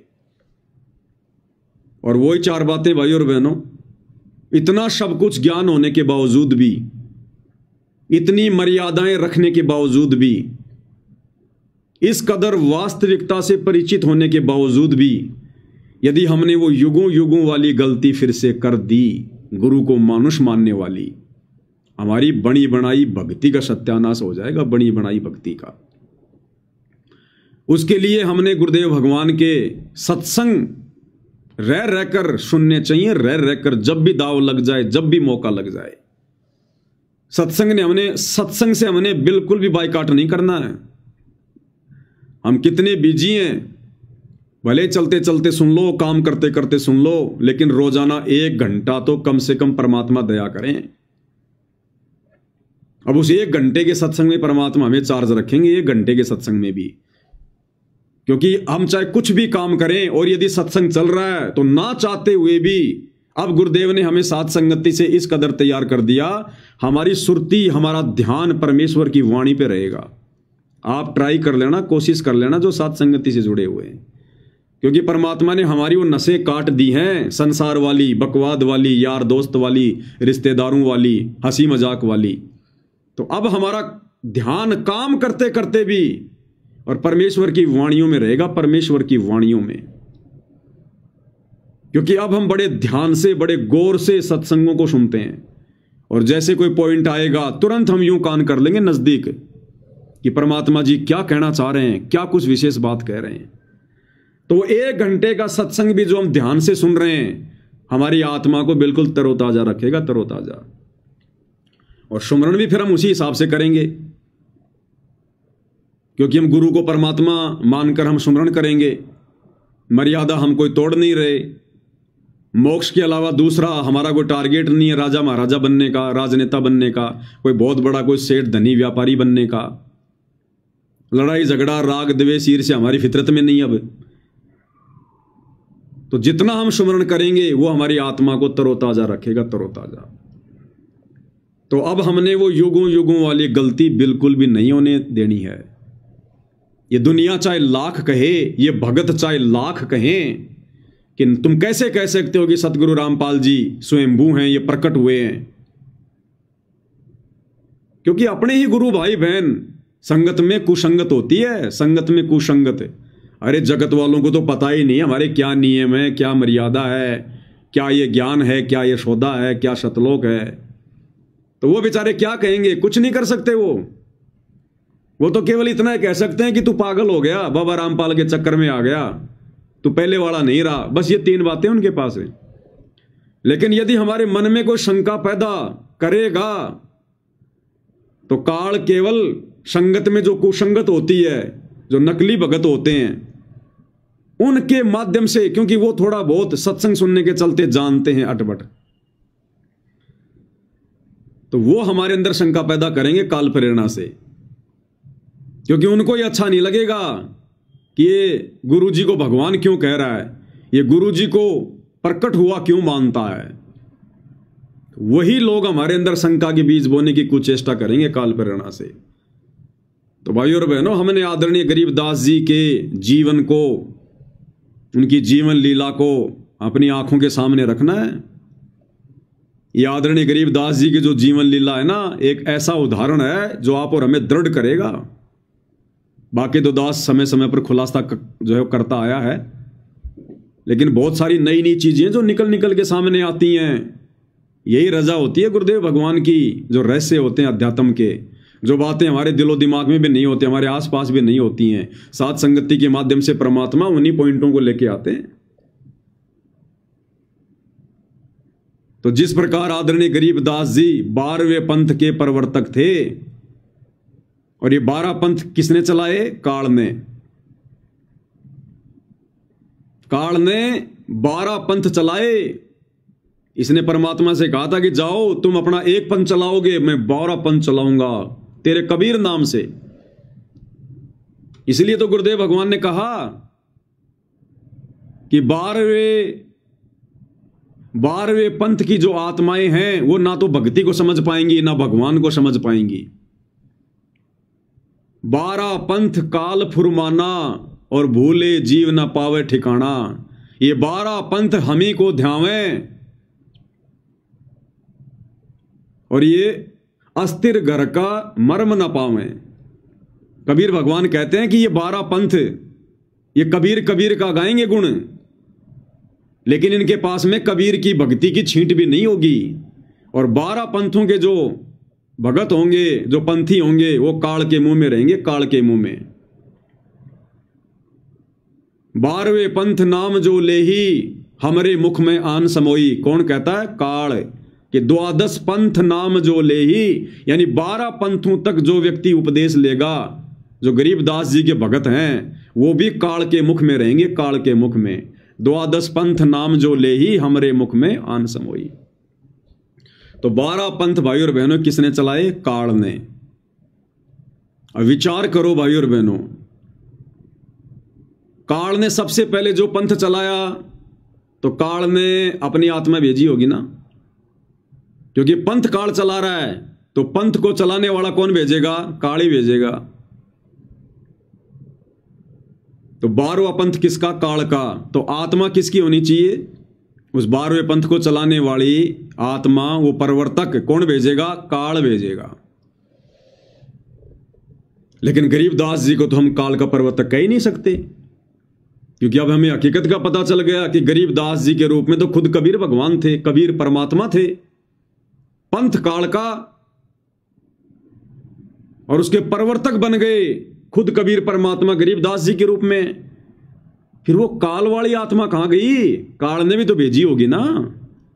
ये तो चलो बीच में परमात्मा ने खेल खेल दिया, लेकिन 12वें पंथ का प्रवर्तक काल ने भी तो भेजा है। वो कहां है? ये है वो गूढ़ रहस्य भाइयों और बहनों। परमात्मा कैसे शिशु रूप में 8 सितंबर 1951 को प्रकट हुए हैं सतगुरु रामपाल जी। गरीबदास जी ने क्या कहा अपनी वाणी में?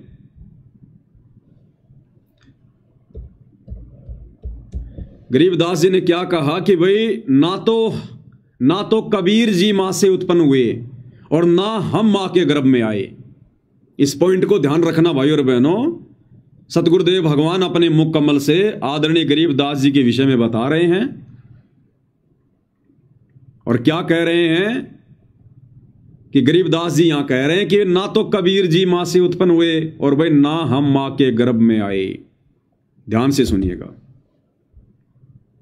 गरीबदास जी के कबीर साहब मां का पैदा नहीं हुए थे और ना हम गर्भ में आए भाई। शब्द स्वरूपी रूप हम। क्लियर? क्या कह रहे हैं परमात्मा गरीबदास जी के विषय में? कि गरीबदास जी कह रहे हैं कि ना तो कबीर साहिब मां से उत्पन्न हुए और भाई ना हम गर्भ में आए। तो गरीबदास जी अगर मां के गर्भ से उत्पन्न नहीं हुए, फिर कैसे उत्पन्न हुए? यही वो पॉइंट है जो हमें दृढ़ करेगा कि इसी विधि से वर्तमान में सतगुरु रामपाल जी, ये कबीर भगवान फिर से आए हैं, जिस विधि से गरीबदास जी आए हैं। किस विधि से आए हैं? 12वां पंथ काल का। आत्मा तो काल ने भेजनी थी और उसने भेजी भी। गरीबदास जी की जो मुंह बोली माता जी थी रानी देवी जी को जो गर्भ था 9 महीने, उस गर्भ में काल की आत्मा थी, काल की आत्मा। और उस आत्मा ने रानी देवी के गर्भ से जन्म भी लिया, उसने जन्म भी लिया। लेकिन समर्थ सतगुरुदेव भगवान ने स्वयं 12वें पंथ का प्रवर्तक बनना था, अपने ज्ञान का उजियारा करना था।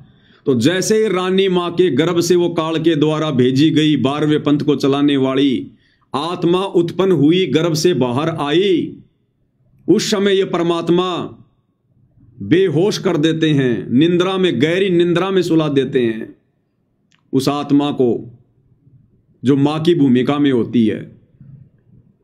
और जो काल के द्वारा भेजी गई जो आत्मा आई थी, जो मां के गर्भ से वो जन्म लेकर, उसको परमेश्वर गौण कर देते हैं। ये तो सेकंडों का काम है, भगवान का चुटकियों का काम है परमात्मा को। उस आत्मा को परमात्मा गायब कर देते हैं। जैसे इब्राहिम सुल्तान जंगल में शिकार खेलने गया और पानी की भयंकर प्यास लग गई, हिरण के पीछे दौड़ लिया, मरने को हो गया। फिर उसने देखा कि एक बहुत सुंदर बाग है, बढ़िया तालाब में पानी है, एक बाबा जी है, 3 जो है कुत्ते लेके बैठा हुआ है। उसने आम अंगूर खाए, सेब संतरे खाए, पानी पिया, घोड़े को खिलाया पिलाया, बाबा जी से बात करी। अंत में जब बाबा जी ने कहा कि नालायक भक्ति कर ले, ये तेरे बाप दादा हैं ये कुत्ते, इनको खिलाऊंगा मैं हलवा, दे उनका साकड़ की।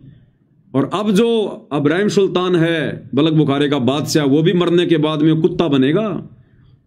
ये जो बेल है ना तीसरी, उसको बांधूंगा। तो ये सुनकर इब्राहिम के पसीने आ गए, उसके चरणों में गिर गया नीचे, क्षमा करो परवरदिगार, क्षमा करो। 2 मिनट बाद में जब उठा तो देखा वहां तो कुछ नहीं, सब गायब। वो कुत्ते भी गायब, बाबा भी गायब, तालाब भी गायब, बाग बगीचे, सेब संतरे सब गायब। तो ये कोई बड़ी बात नहीं है परमेश्वर के लिए। परमात्मा तो पूरी सृष्टि को एक चुटकी में यूं गायब कर दे। अपने नाखून के ऊपर परमात्मा पूरी सृष्टि को ठहरा दे, नाखून पे जाके आधे बाल के ऊपर शकल पसारा, ऐसे पूर्ण ब्रह्म हमारा। तो ये परम शक्ति है सतगुरु रामपाल जी, कबीर भगवान। तो काल के द्वारा भेजी गई आत्मा, क्योंकि काल के पंथ को चलाने के लिए काल अपनी आत्मा भेजेगा। तो रानी मां के गर्भ में काल की आत्मा थी, और जैसे ही वो आत्मा बाहर आई, अब ये असंख्य कलाओं का स्वामी, गरीब सब पदवी के मूल हैं, सकल सिद्धि हैं तीर, दास गरीब सतपुरुष भजो अविगत कला कबीर। इनके पास तो पराशक्ति है, पराशक्ति जो 8 सिद्धि 9 निधि 24 सिद्धियों की जो स्वामी है, जननी है, पराशक्ति पूर्ण पटरानी, शतलोक की कहूं निशानी। जिस पराशक्ति से परमात्मा ने पूरी सृष्टि को रचा। तो गुरुदेव भगवान ने क्या किया? उस कबीर भगवान ने रानी मां के गर्भ से उत्पन्न काल के द्वारा भेजी गई आत्मा को ये सेकंडों में गायब, और परमेश्वर खुद शिशु रूप बनाकर अपनी शब्द शक्ति से, वो मां के गर्भ से नहीं आते, शिशु रूप बनाकर उसी अवस्था में रोते हुए और मां के बराबर में लेट गए। किसी को नहीं पता, भगवान ने आप और हमारी यानी इंसानों की चरम दृष्टि को भी धोखा दे दिया। कौन उत्पन्न हुआ था और कौन आ गया, काल की चरम दृष्टि को भी धोखा। इसलिए फिर गरीबदास जी के बारे में कहते हैं, और गरीबदास जी भी कहा करते थे, भाई मेरा तो जन्म हुआ है, क्योंकि जन्म तो हुआ था, लेकिन जन्म हुआ किसका? उस काल के द्वारा भेजी गई आत्मा का। इसलिए गुरुदेव कहते हैं कि गरीबदास जी का गांव छुडानी में जन्म हुआ।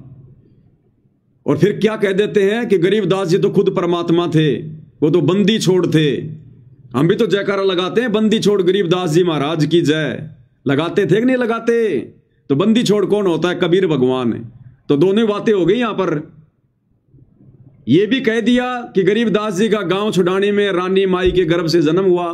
तो जन्म हुआ भाई, लेकिन वो काल के द्वारा भेजी गई आत्मा का हुआ। बाद में अपनी शब्द शक्ति से, अपनी वचन शक्ति से शिशु रूप बना लिया परमात्मा ने, लेट गए। अब दुनिया की नजरों में तो जन्म ही हुआ, और संत भी अपने आप को छुपा के कहेगा मेरा जन्म हुआ। और ये तत्व ज्ञान क्यों दिया? इस तत्व ज्ञान से फिर हम समझेंगे जन्म किसका हुआ और फिर प्रकट कौन हुआ। ऐसे ही 8 सितंबर 1951 को परमपिता परमेश्वर सदगुरु रामपाल जी भगवान, ये स्वयंभू परमात्मा परिभू, जो किसी मां के गर्भ से जन्म लेकर नहीं आते, इंद्रो माई के गर्भ में 9 महीने जो आत्मा थी वो काल की आत्मा थी, वो काल की आत्मा थी। संस्कारवश जिस आत्मा ने आना था उसके गर्भ से वो आत्मा थी, लेकिन परमेश्वर ने पिछली पीढ़ी में आना था, समय अपना निर्धारित किया हुआ था।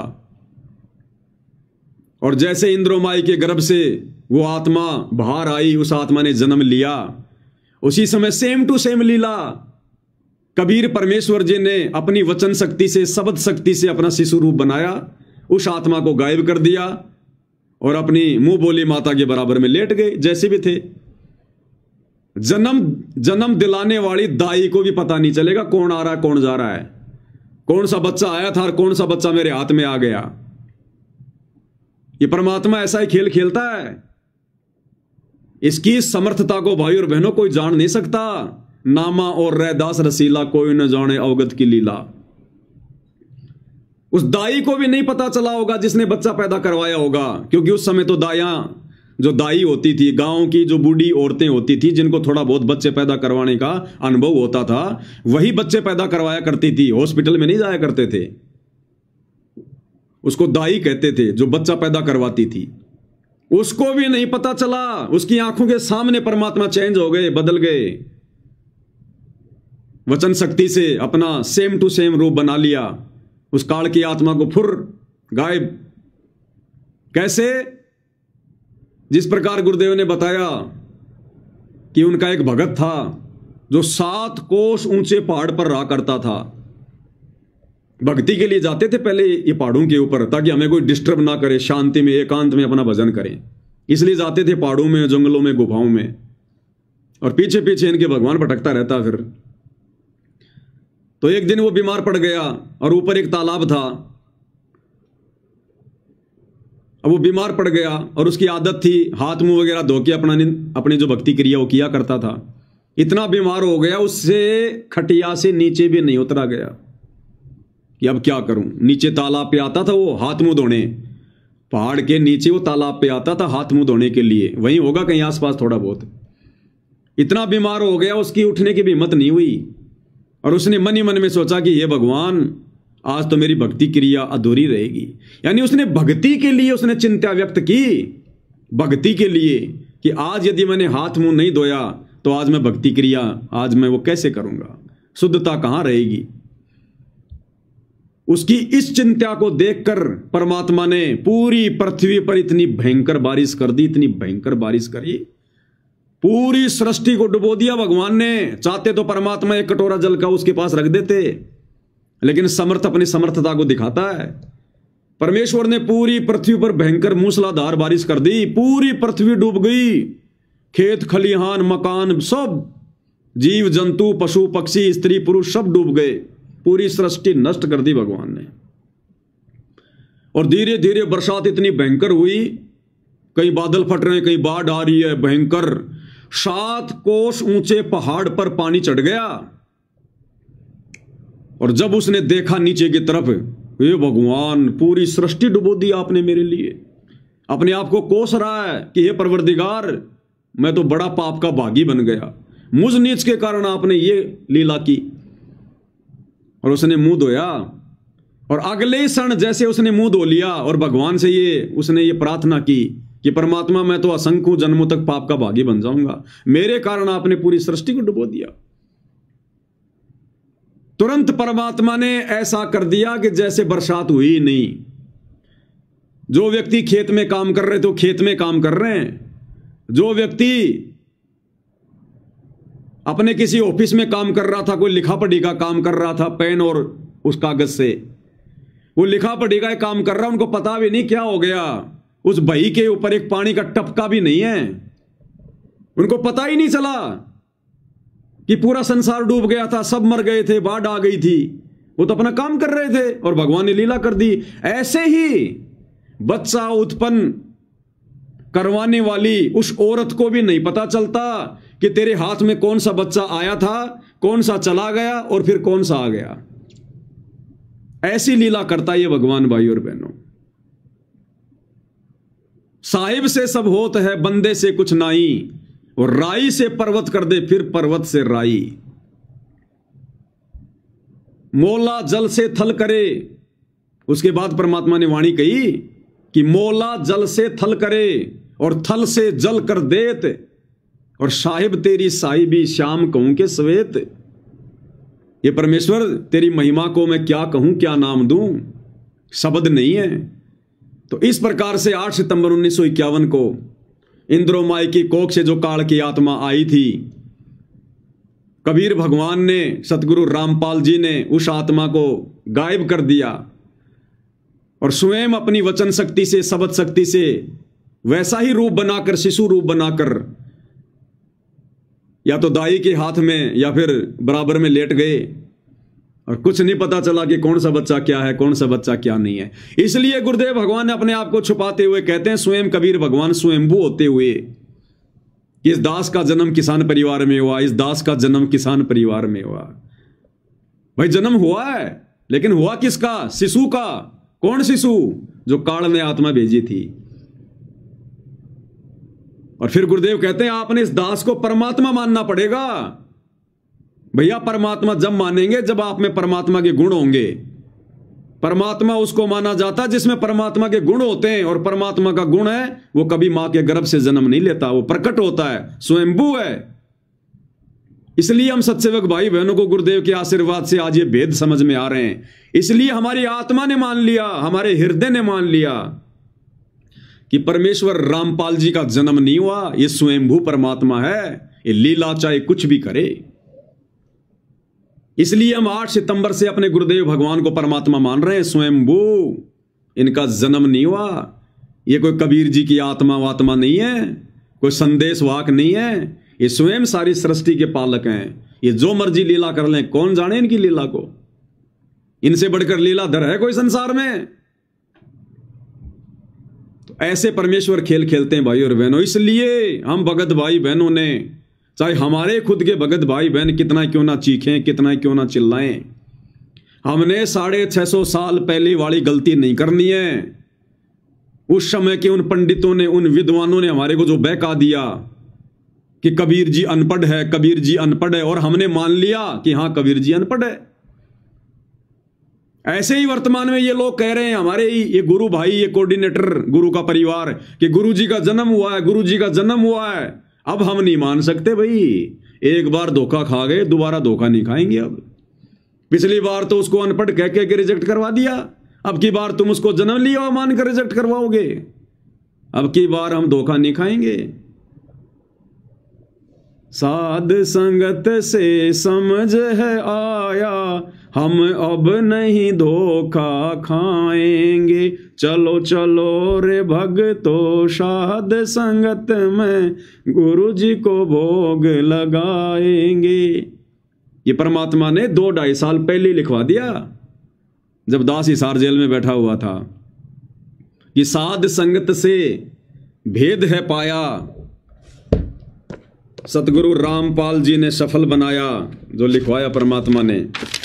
तो ये ना सोचना कि ये पवन दास ने लिखे भाई और बहनों ये शब्द। मुझे मेरी औकात का अच्छे से पता है, नाम भी ढंग से लिखना नहीं आता, तो ये परमेश्वर ने लिखाए हैं।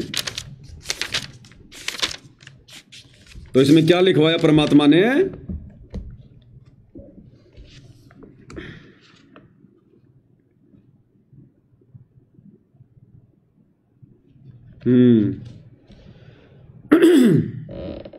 चलो शब्द ही गा लेते परमात्मा का, फिर लास्ट में जो पॉइंट आएगा इसी विषय पर कि परमात्मा ने जन्म नहीं लिया है। बंदी छोड़ सतगुरु रामपाल जी परमेश्वर जी की जय हो। चलो चलो रे भगतो, साध संगत में गुरु जी को भोग लगाएंगे। चलो चलो रे भगतो, साध संगत में गुरु जी को भोग लगाएंगे, गुरु जी को भोग लगाएंगे, बंदी छोड़ को खूब रिझाएंगे, गुरु जी को भोग लगाएंगे, बंदी छोड़ को खूब रिझाएंगे। चलो चलो रे भगतो साध संगत में गुरु जी को भोग लगाएंगे। साध संगत में हंस है आते, सतगुरु को वो दिल से चाहते, साध संगत में हंस है आते, सतगुरु को वो दिल से चाहते, गुरु ज्ञान की चर्चा करके जीवन सफल बनाएंगे। हाँ, गुरु ज्ञान की चर्चा करके जीवन सफल बनाएंगे। चलो चलो रे भगतो साध संगत में गुरु जी को भोग लगाएंगे। साध संगत में हंस हैं आते। हंस कौन होते हैं? जो नीर खीर का निबेरा करते हैं, जो देखा देखी में नहीं चलते, आंखों पे काली पट्टी बांध के नहीं चलते, सुनी सुनाई बातों पे विश्वास नहीं करते, किसी के मनमाने आचरण का शिकार नहीं होते, जो ज्ञान को आधार बनाकर डिसीजन लेते हैं, वो होते हैं हंस। तो साध संगति में कौन आते हैं? वही आएंगे जो हंस आत्मा होंगी, क्योंकि साध संगतियां परमात्मा शुरू करवाते हैं और परमात्मा भीड़ को नहीं जोड़ते साध संगत में। तो साध संगत में हंस हैं आते, सतगुरु को वो दिल से चाहते, जो केवल अपने सतगुरु को ही परमात्मा मानते हैं, दिल से चाहते हैं, जो फॉर्मेलिटी नहीं करते, जिनके दिल में कोई दगा नहीं होता। और क्या करते हैं फिर साध संगत में आके? राजनीति की चर्चा नहीं करते, बसों में बैठकर राजनेताओं की रैलियों में धक्के खाने नहीं जाते, गुंडों की सीबीआई जांच के समर्थन में नहीं जाते, गुरु ज्ञान की चर्चा करके जीवन सफल बनाएंगे। तो साध संगति में वही हो रहा है, गुरु ज्ञान की चर्चा होती है, ज्ञान आधारित चर्चा होती है, और अपना जीवन सफल बनाने की दिशा में आगे बढ़ते हैं भाई बहन। हलवा राम का भोग लगाते, साहिब से फिर विनती करते, हलवा राम का भोग लगाते, साहिब से फिर विनती करते, तीन ताप का कष्ट वो हरते, कृपा अपनी बरसाएंगे। हाँ, तीन ताप का कष्ट वो हरते, कृपा अपनी बरसाएंगे। चलो चलो रे भगतो साध संगत में गुरु जी को भोग लगाएंगे। क्या लिखवाया मालिक ने?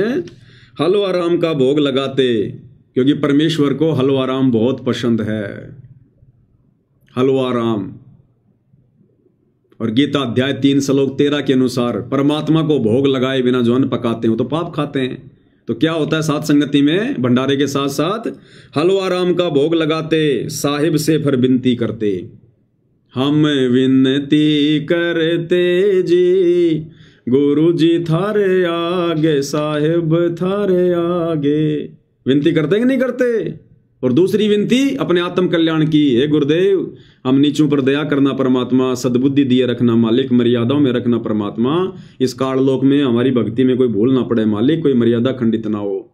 ए मालिक मैं 2 कोटि का जीव, जड़ बुद्धि प्राणी परमात्मा, मंद बुद्धि प्राणी, आपका नादान बच्चा, अज्ञानी बालक हूं परमात्मा, आप ही संभाल के रखोगे। मेरी समझ, मेरा ज्ञान किसी काम का नहीं है परमात्मा, जब तक आप मेरा मार्गदर्शन ना करो। तो ऐसी ऐसी विनती हम गुरुदेव भगवान के चरणों में बैठकर करते हैं। तो हलवा राम का भोग लगाते, साहिब से फिर विनती करते। साहिब कौन? हमने दाढ़ी मूछ वाले साहिब को तो हटा ही दिया। अब साहिब कौन है हमारा? सतगुरु रामपाल जी, अपने गुरुदेव को हम साहिब कह रहे हैं। और 3 ताप का कष्ट वो हरते, कृपा अपनी बरसाएंगे।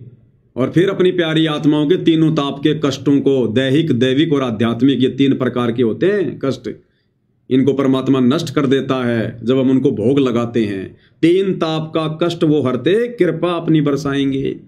और भोग की वाणी में क्या कहते हैं परमात्मा? जिन भगतों का ये भोग लग जावे, जिन भगतों का ये भोग लग जावे, उनके तीनों ताप नशावे, उनके तीनों ताप नशावे, करोड़ तीर्थ का फल वो पावे, करोड़ तीर्थ का फल वो पावे, लाभ ये सतगुरु की वाणी का, कोई जगह पूरब लाभाग, सफल हुआ दिन जिंदगानी का। तो क्या लिखवाया परमात्मा ने? 3 ताप का कष्ट वो हरते और कृपा अपनी बरसाएंगे। चलो चलो रे भक्तों, साध संगत में गुरु जी को भोग लगाएंगे। साध संगत से मर्म है पाया, गुरु गोविंद का भेद मिटाया, साध संगत से मर्म है पाया, गुरु गोविंद का भेद मिटाया, 8 सितंबर पर कट वो हाया, हम सतगुरु दिवस मनाएंगे। हाँ, 8 सितंबर पर कट हो आया, हम सतगुरु दिवस मनाएंगे। चलो चलो रे भक्तों, साध संगत में गुरु जी को भोग लगाएंगे। साध संगत से मर्म है पाया और गुरु गोविंद का भेद मिटाया। तो गुरुदेव भगवान ने साध संगतियां शुरू करवा कर ही तो इस गूढ़ रहस्य से हमें परिचित करवाया। गुरु और गोविंद के बीच की जो लाइन थी, जो खाई थी, हमने समाप्त कर दी। हमने अपने गुरु को ही अपना गोविंद मान लिया ज्ञान आधार से, और वो जो नकली गोविंद जो हम पूज रहे थे, दाढ़ी मूछ वाली फोटो, कागज का टुकड़ा, उसको हमने साइड में कर दिया। तो ये मर्म, ये ज्ञान हमें कहां से हुआ? साध संगति से हुआ, सतगुरु के आशीर्वाद से। और 8 सितंबर प्रकट हो आया, हम सतगुरु दिवस मनाएंगे। हम अपने गुरु को ही प्रकट हुआ मानकर, क्योंकि उनके विधान में है, उनके गुणों में है, उनके लक्षणों में है। और 8 सितंबर के दिन को हम सतगुरु प्रकट दिवस के रूप में मना रहे हैं। चलो चलो रे भक्तों, साध संगत में गुरु जी को भोग लगाएंगे। गीता जी ने महिमा गाई, सतगुरु की पहचान बताई। गीता जी ने महिमा गाई, सतगुरु की पहचान बताई। साध संगत से समझ है आई, हम अब नहीं धोखा खाएंगे। हाँ, साध संगत से समझ है आई, हम अब नहीं धोखा खाएंगे। चलो चलो रे भक्तों, साध संगत में गुरु जी को भोग लगाएंगे। गीता जी ने महिमा गाई और सतगुरु की पहचान बताई। गीता अध्याय 15 श्लोक नंबर 1 से 4, जो उल्टे लटके हुए संसार रूपी वृक्ष के सभी विभागों को, और जो परमाणु के साथ में जो बता दे कि वो जड़ क्या है, वो तना क्या है, टहनियां क्या हैं, फल क्या हैं, पत्ते क्या हैं, वो होगा तत्वदर्शी संत। तो गीता जी ने जब पहचान बता दी कि तत्वदर्शी संत ऐसा होता है, और गुरुदेव भगवान ने हमारे को जो है प्रैक्टिकल करके दिखा दिया, कौन ब्रह्मा का विष्णु है, कौन शंकर की माँ, शंकर का दादा कौन है, हमको दे बता। अक्षर पुरुष एक पेड़ है, निरंजन वा की डार, तीनों देवा शाखा है, पात्र रूप संसार। तो ये पहचान ये किसने बताई? गीता जी में लिखी हुई थी, और ये प्रैक्टिकल करके आप और हमारे को किसने समझाई? सतगुरु रामपाल जी भगवान ने। और तत्वदर्शी संत फिर कौन होता है? स्वयं कबीर भगवान आते हैं तत्वदर्शी संत बनकर। तो अब हमें पहचान हो गई ना, इसलिए साध संगत से समझ है आई, हम अब नहीं धोखा खाएंगे। तो अब हम 650 साल पहले वाली और युगों युगों वाली वो गलती जो हम गुरु को मानुष मानकर चोट खाते आ रहे हैं, अब हम साध संगति से जुड़ने के बाद वो गलती नहीं करेंगे। अब हम धोखा नहीं खाएंगे। इसलिए गरीबदास जी वाला उदाहरण बिल्कुल परफेक्ट है। सेम उसी प्रोसीजर से 8 सितंबर 1951 को अपनी वचन शक्ति से, शब्द शक्ति से शिशु रूप बनाकर परमेश्वर रामपाल जी प्रकट हुए। सतगुरु दिल्ली मंडल आईसी, सूती धरनी सोम जगाईसी। चलो चलो रे भक्तों, साध संगत में गुरु जी को भोग लगाएंगे। नाम कबीर वेदों ने गाया, गुरु रामपाल अब नाम धराया। नाम कबीर वेदों ने गाया, गुरु रामपाल अब नाम धराया। कर्महीन कोई जान न पाया, फिर आंसू खूब बहाएंगे। हाँ, कर्महीन कोई जान न पाया, फिर आंसू खूब बहाएंगे। चलो चलो रे भक्तों साध संगत में, गुरु जी को भोग लगाएंगे। नाम कबीर वेदों ने गाया। कबीर वेदों में परमेश्वर का नाम लिखा हुआ। कबीर देव, कबीर अग्नि, कबीर अमित ओजा। और अब कलयुग की पिछली पीढ़ी में अपना क्या नाम रखवाया? संत रामपाल। है वही परम शक्ति, है वही कबीर, बस नाम का फर्क है। शक्ति में, गुणों में, लक्षणों में कोई फर्क नहीं है। अरे नाम कबीर नहीं होगा तो क्या कबीर भगवान नहीं होगा? सतयुग में कौन सा कबीर नाम था भाई? सतसुकृत नाम था, फिर भी था तो कबीर। त्रेता में कौन सा कबीर नाम रखवाया था? मुनिंदर ऋषि, लेकिन थे तो कबीर भगवान। द्वापर में कौन सा कबीर नाम रखवाया था? करुणामय ऋषि, लेकिन थे तो कबीर भगवान। समर्थ तो वही थे। तो वर्तमान में कोई जरूरी है कबीर नाम रखवाएंगे? अब हम पहचान लेंगे भगवान को, उनकी खुशबू से पहचान लेंगे। एक फिल्म देखा करते थे पहले हम, जीत, सन्नी देओल की, सलमान खान की, करिश्मा कपूर की। उसमें गाना आता था, वो जो हीरो है ना, हीरो सन्नी देओल, वो गाना गाता था उस करिश्मा कपूर के लिए कि तू धरती पर चाहे जहां भी रहे, तेरी खुशबू से तुझको पहचान लूंगा। तो जब बताओ ये बॉलीवुड वाले एक्टर हैं जिनके नाकों के अंदर रीट भरा होता है, गंदगी भरी होती है, इंसान से ज्यादा सूंघने की शक्ति तो जो है कुत्ते की होती है, और जब ये बॉलीवुड वाले कह रहे हैं कि तू धरती पे चाहे कहीं भी रहे, मैं तेरी खुशबू से पहचान लूंगा तेरे को, अपनी उस प्रेमिका को, वो प्रेमी भी मरेगा, वो प्रेमिका भी मरेगी, दोनों नश्वर।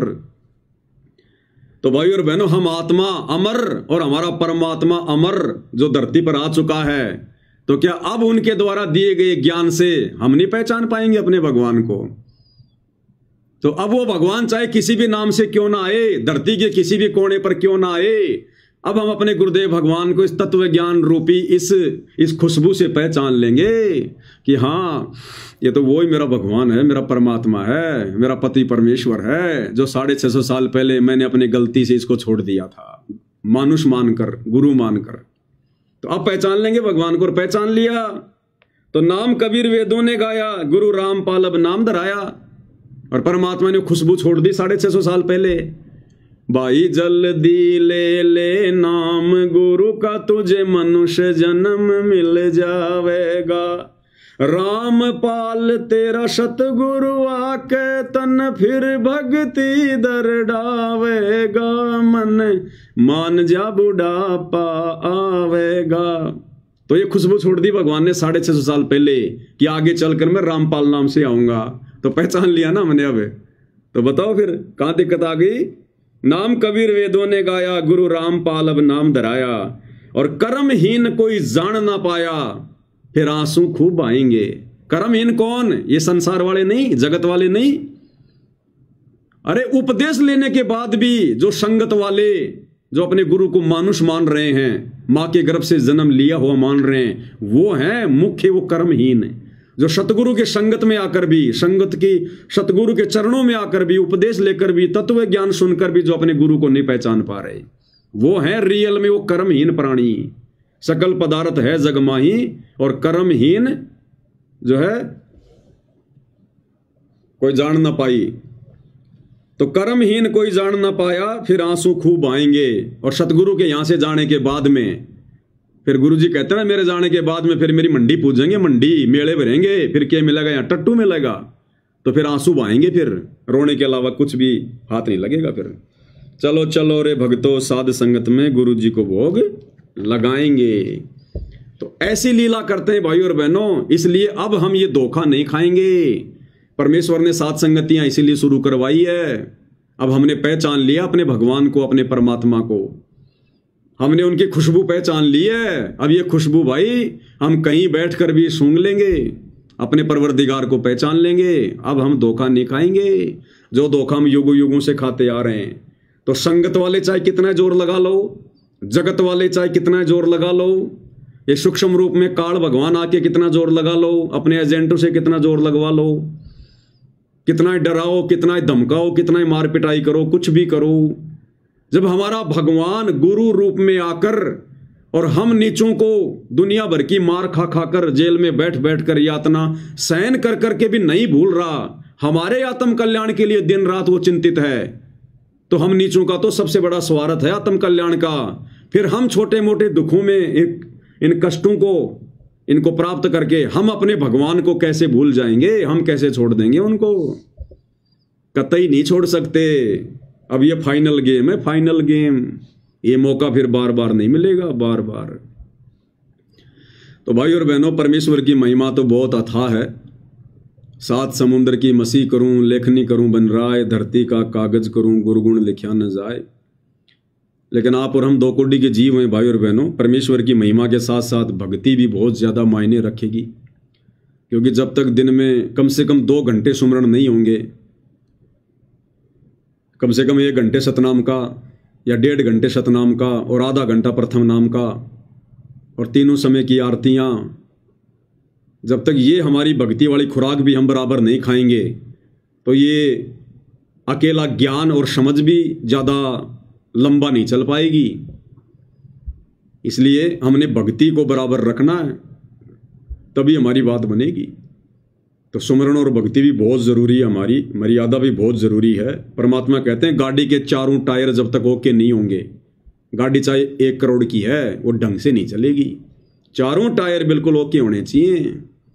टायर की कीमत ज़्यादा नहीं होती गाड़ी की तुलना में। टायर तो कोई 20-25 हज़ार का होता होगा, और गाड़ी 1 करोड़ की। अगर वो एक टायर अगर पंचर है, वो 1 करोड़ की गाड़ी भी यूं चलेगी सांप की तरह, मंजिल पर नहीं पहुंचाएगी। तो इसी प्रकार मान लो हमने महिमा कर ली और भक्ति हमारी बनी नहीं, मर्यादा हमने तोड़ दी, सुमरण पूरा जो है सुमरण पूरा हमारा हुआ नहीं, तो भी हमारी भक्ति रूपी गाड़ी सांप की तरह चलेगी, टेढ़ी मेढ़ी। इसलिए हमने चारों टायरों को बिल्कुल ओके रखना है। महिमा भी हमने बराबर करनी है, मर्यादा भी बराबर रखनी है, सुमरण भी बराबर करना है, आरती भी बराबर करनी है, 5 यज्ञ भी हमने बराबर करने हैं। नेक नीति ईमानदारी से बिल्कुल और धैर्य के साथ में भक्ति मार्ग पर अपने गुरुदेव भगवान को अपना परम सहारा मानकर, रूठो जग सारा रूठे ना परमेश्वर हमारा, इन्हीं का है परम सहारा। तो पूज्य गुरुदेव भगवान के आशीर्वाद से सतगुरु महिमा में आज केवल इतना ही। कल परमेश्वर फिर मौका देंगे, फिर उनकी खिदमत में हाजिर होंगे। तब तक गुरुदेव भगवान हम सभी भाई बहनों को सद्बुद्धि दे, मार्गदर्शन करे, आशीर्वाद दे। बंदी छोड़ सतगुरु रामपाल जी परमेश्वर जी की जय हो।